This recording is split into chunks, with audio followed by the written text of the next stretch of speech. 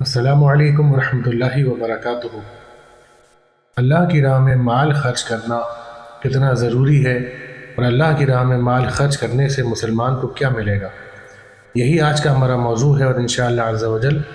اس موضوع کے لیے سب سے پہلے ہم قرآن مجید کی سورہ آل عمران کی آیت نمبر 92 کا ترجمہ اعلیٰ حضرت کے کنز الایمان سے بیان کریں گے۔ اسی کے ساتھ انشاءاللہ عز و جل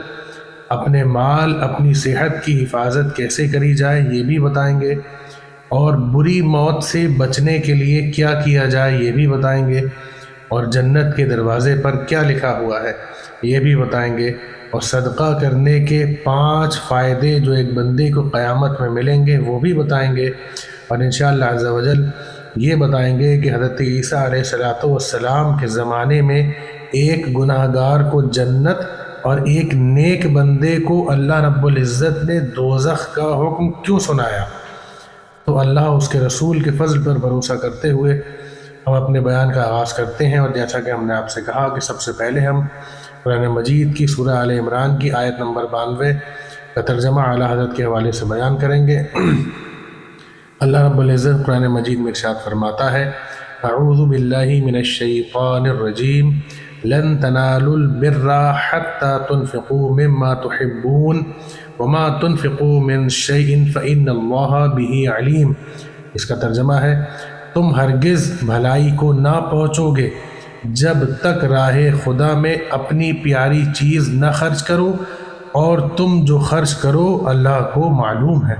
یعنی کہ اللہ رب العزت قرآن مجید میں ہمیں بتا رہا ہے کہ کوئی بھی بندہ تب تک بھلائی کو نہیں پہنچ سکتا جب تک کہ وہ راہ خدا میں اپنا مال خرچ نہ کر لے۔ تو جو بندہ بھلائی کو پہنچنا چاہتا ہے اس کو چاہیے کہ وہ اپنے مال کو راہ خدا میں ضرور خرچ کرے۔ اب دوسری چیز، جیسا کہ ہم نے آپ سے کہا تھا کہ اپنے مال کی اپنے صحت کی حفاظت کیسے کری جائے، تو حدیث پاک سنیے۔ میرے آقا علیہ السلام ارشاد فرماتے ہیں: اپنے مال کو مضبوط قلعوں میں محفوظ کر لو زکوٰۃ ادا کر کے، اور اپنے بیماروں کا علاج اور دوا کرو صدقہ و خیرات کر کے، اور مصیبت پریشانیوں کا سامنا مقابلہ کرو دعاؤں کے ساتھ۔ یعنی کہ جو بندہ راہ خدا میں زکوٰۃ ادا کرتا ہے اللہ تعالیٰ اس کے مال کو مضبوط قلعوں میں محفوظ کر دیتا ہے، اور جو بندہ اپنے بیماروں کے علاج سے پہلے اور اگر کسی وجہ سے علاج کے بعد راہ خدا میں صدقہ کر دیتا ہے تو اللہ تعالیٰ اس کے بیمار کو اپنے فضل سے صحت عطا فرما دیتا ہے۔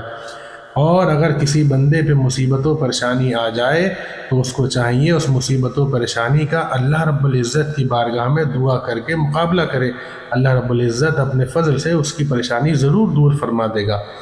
اور ایک حدیث پاک سنیے، جیسا کہ ہم نے کہا تھا کہ بری موت سے بچنے کے لیے کیا کیا جائے، تو میرے آقا علیہ السلام کی حدیث مبارکہ ہے۔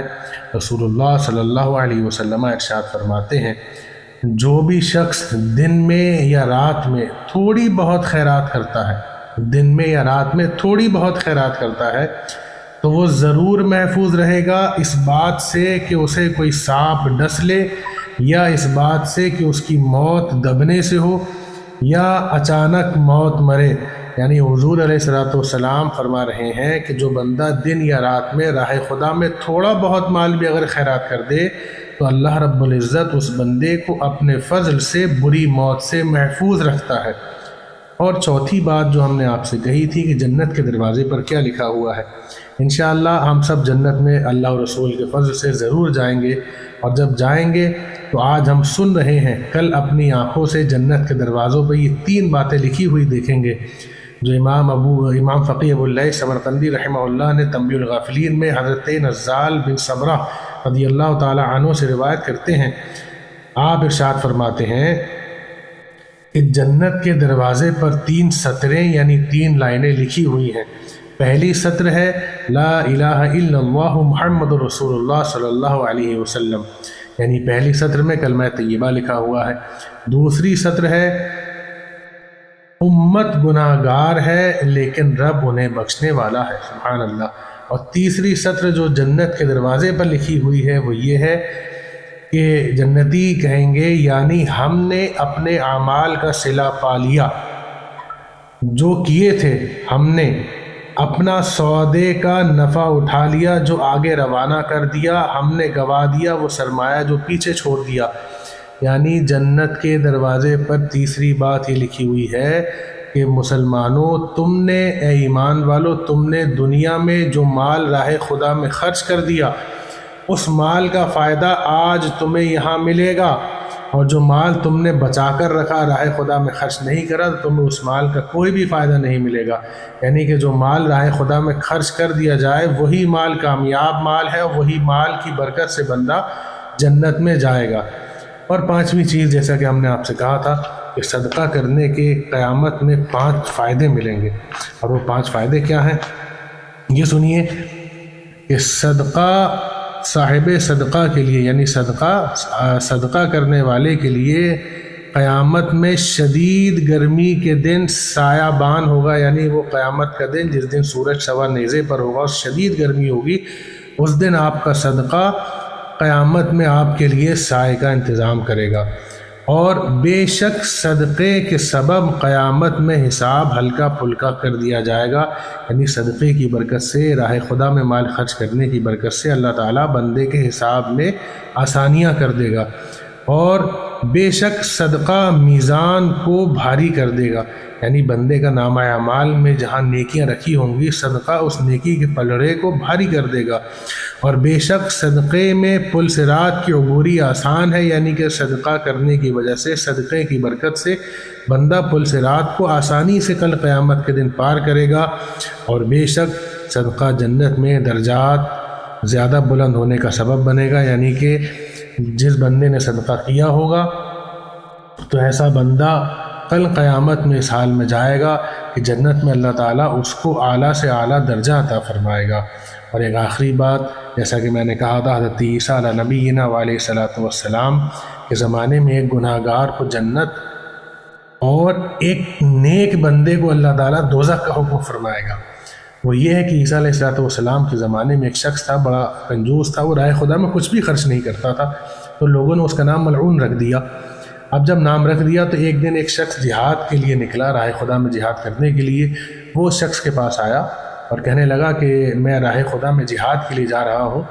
تم مجھے اپنے مال میں سے جو تمہارے پاس ہتھیار ہیں ان ہتھیاروں میں سے کوئی ایک ہتھیار مجھے دے دو تاکہ میں راہ خدا میں جہاد کر سکوں۔ اب اس شخص کی چونکہ عادت تھی کہ وہ راہ خدا میں کچھ بھی نہیں دیتا تھا، تو اس نے اسے بھی منع کر دیا کہ جاؤ میں تمہیں کچھ نہیں دوں گا۔ یہ سن کر اس شخص کو بڑی تکلیف اور وہ شخص واپس جانے لگا، لیکن اللہ کا فضل یہ ہوا کہ وہ شخص جو کنجوس تھا اس کے دل میں اللہ نے نرمی پیدا کر دی، اور وہ کہتا ہے کہ مجھے اس کے جانے سے بڑا افسوس ہوا، تو میں نے اسے واپس بلایا اور میں نے کہا کہ لو، راہ خدا کے لیے جا رہے ہو جہاد کے لیے، یہ میری طرف سے تلوار لے جاؤ۔ اور وہ تلوار اس نے بطور صدقہ اس کو دی۔ جب اس بندے نے تلوار بطور صدقہ اس کو دی، تب وہ تلوار لے کر کے جب وہ بندہ واپس جانے لگا تو اس کی ملاقات راستے میں عیسیٰ علیہ السلام سے ہوئی۔ تو اس نے سارا معاملہ بیان کرا کہ حضور، آج تو اس بندے نے مجھے راہ خدا میں اپنے مال سے صدقے کے طور پر یہ تلوار دی ہے، میں اس تلوار سے راہ خدا میں جہاد کروں گا۔ عیسیٰ علیہ السلام کے ساتھ ایک نیک بندہ بھی تھا جو عبادت گزار تھا۔ عیسیٰ علیہ السلام نے اس کے ساتھ چلے کہ چلو بھئی اس کے پاس چلتے ہیں جس نے آج راہ خدا میں مال خرچ کر دیا۔ جب اس شخص نے عیسیٰ علیہ السلام اور اس نیک بندے کو آتے ہوئے دیکھا تو وہ عیسیٰ علیہ السلام کے ادب کے لیے کھڑا ہو گیا کہ میں حضرت عیسیٰ علیہ السلام اللہ کے نبی ہیں، وہ آ رہے ہیں تو میں کھڑا ہو کر کے ان کی زیارت کر لوں۔ اب وہ گناہ گار بندہ جو راہ خدا میں کچھ بھی نہیں دیتا تھا، زندگی میں پہلی بار اس نے راہ خدا میں کچھ دیا،